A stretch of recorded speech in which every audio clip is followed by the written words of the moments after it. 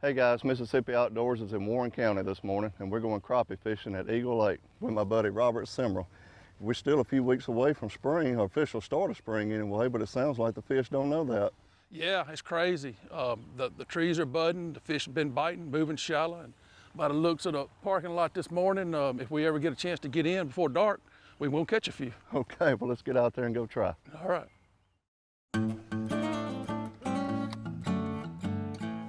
We're gonna be kicking up mud, so. After the water, the water stayed up.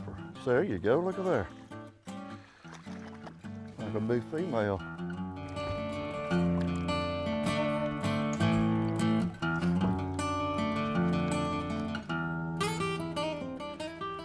Well, that started out pretty good.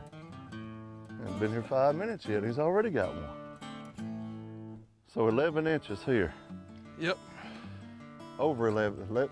Over 11. And 30 fish daily limit here. Male.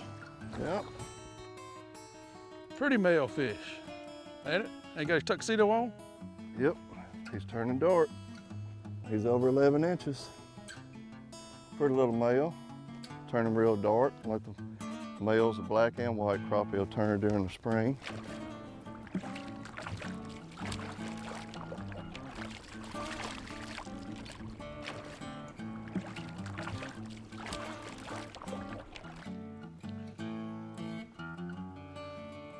Little Bobby Garland jig trailer. Bright orange and chartreuse, is that 12 inches. Is that your go-to, or? No, I think right now it really don't matter, to tell you the truth, because I've been using a shad color and different people have been using the jig you're using, and I really don't think it matters, to tell you the truth. Well, Robert, I guess we've known each other, what, at least about 15 years or so? Yeah, or maybe longer, because I started my water control job in 2003, and I don't know if you were a biologist over this area or not. Yet. So.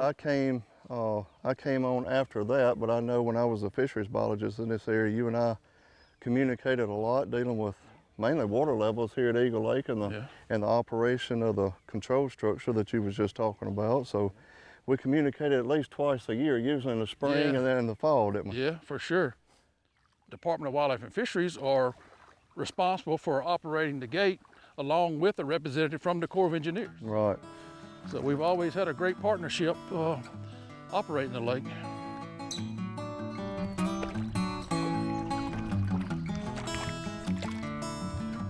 Another male.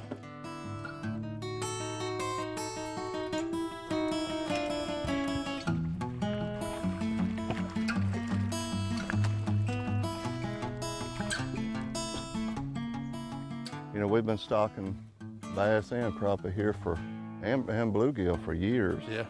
There was a study, it's probably been 20 years ago, where we worked with Mississippi State, and recruitment of, the young fish wasn't as high as we would like it. We started stocking fish to kind of offset that, and it's made a difference here.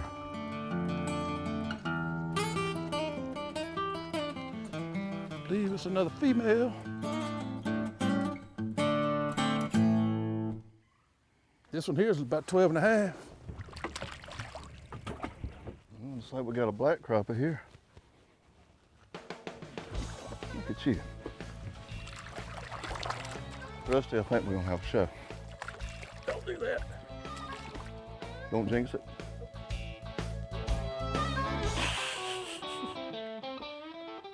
Another female, right in the top lip. There we go. We might as well leave the lid on live well open.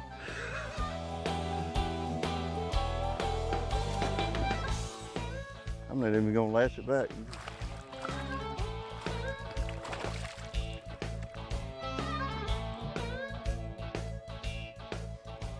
Well, I'm wondering what's the water temperature running?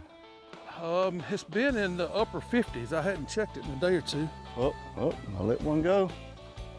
Come on, I didn't bring you up here to miss him. There we go. He came back for it. Oh, you can tell that's a male.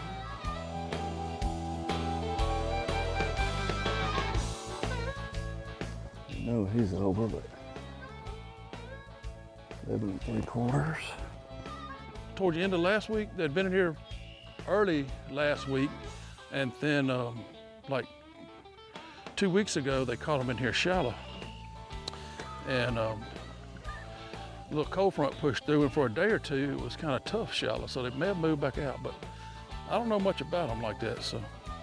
A lot of interaction, mainly with water levels. You work with a water control structure, that department anyway. That's right. I was responsible for all the rivers and reservoirs in Mississippi, Louisiana, and Arkansas, the majority of them. And Eagle Lake was one of them. Since it was so close to Vicksburg, there was always a lot of interest in it. So we always talked about water levels. People calling, complaining it was too high, too low. We tried to have it up to 76.9 anytime after the 1st of January, preferably before the March 1st. Which for this reason, right? That's correct. We want to have water in these really shallow areas, because this is where the fish are coming to spawn, and after the fry got a place to hide in the bushes and grass.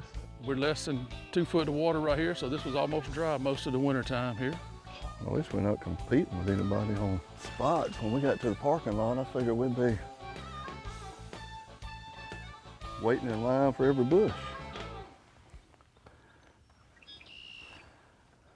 It's a nice female. She is just over it, but I think we're gonna let her go. Look, you can see the full of eggs here. Let's go ahead and put her back and let her lay. A lot of times I'll tip if I want to fish with a cork, I'll tip a minnow on my jig. I've seen a lot of people do that. Little male, I don't know. When the bite gets tough.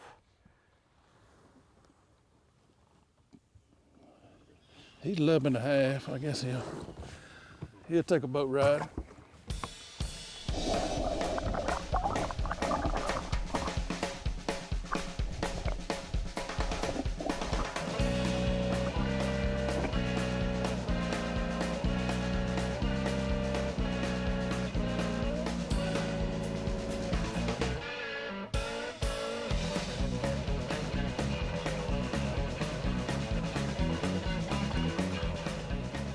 Another male.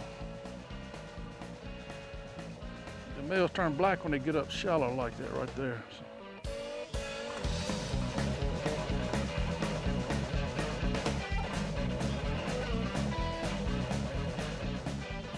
Up here in front of us, we have 2 legends up here fishing in front of us here. I think that's Trip Haydad in the front, one of the greatest bass fishermen in this part of the world. I have depth. He started bass fishing. He's so old, he started bass fishing. Bill Dance and Roland Martin, he used to room with him. That's how old he is. So he's the greatest bass fisherman ever lived. And the one behind him there in the orange, he's the greatest turkey hunter ever lived in this part of the country, Doc Jones. So we fishing around legends is all I can say. You know, he had the store for years there in Vicksburg, didn't he? Yeah. Well known. He's a legend, man. Made his own spinner baits, if I'm not mistaken. Bass fishing gets bad enough that you got me out here doing this, you know it's terrible. You know any place you can catch a bass? Me and Gordon caught a few at Bruin, but we didn't have but about 12 and a half pounds. Yeah, I've caught up to 20 and catch 8 or 10 every time, just about.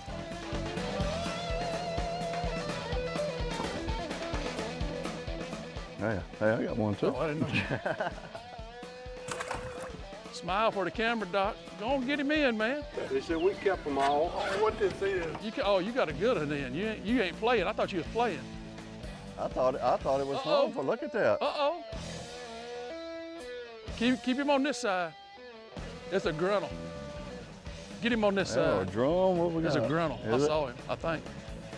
Catfish. Channel cat. Catfish by the keys. Well, one did.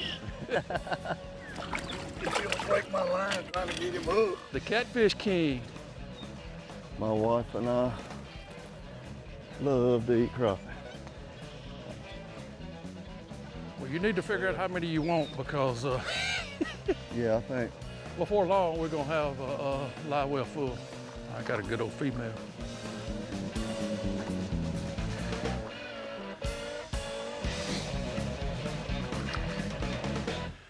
That's a chunky one. This one is 12 3/4. Let's see what we got here. 1.41, so All right, well, somewhere in between. almost a pound and a half. Pretty little female. That's a good fish. A male. He's a male. That is a good fish. We may have to weigh this one. What do you think? Yeah, might as That well. might That's a good sized pound and a male. half. Yeah, because the other one I weighed a while ago was a female.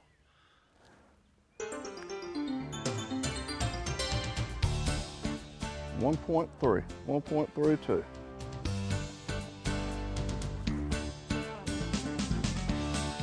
There we go.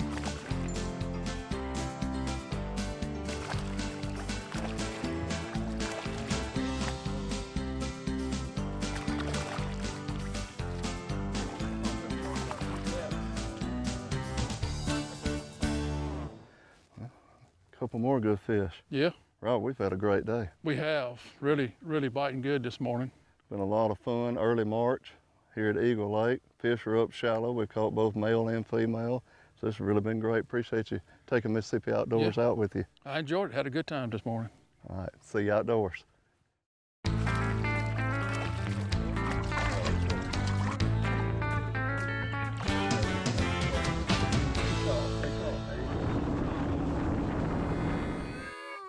Hey y'all, thanks for watching this episode of Mississippi Outdoors. We hope you enjoyed this video.